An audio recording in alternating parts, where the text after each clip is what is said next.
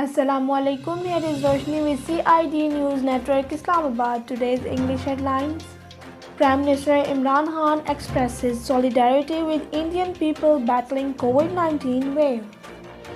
Prime Minister Imran Khan has expressed solidarity with the people of India as they battle a dangerous COVID-19 wave, witnessing record worldwide virus case in a day and acute shortage of oxygen at health facilities.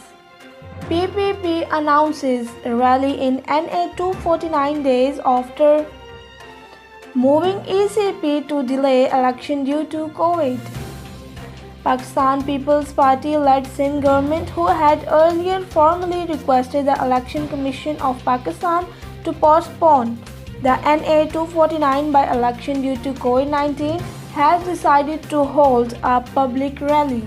Oxygen supply satisfactory in Pakistan as government prepares backup plan for emergency. Federal Minister for Science and Technology Senator Shibli Faraz said that demand and supply for oxygen in the country was satisfactory as the government prepares for a backup plan to ensure its more supply in case of worsening COVID-19. Pakistan receives another 5 lakh doses of China's Sinopharm vaccine.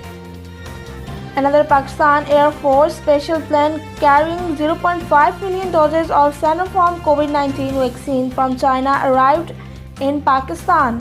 NCOC hints at lockdown in high-risk cities amid worsening COVID situation.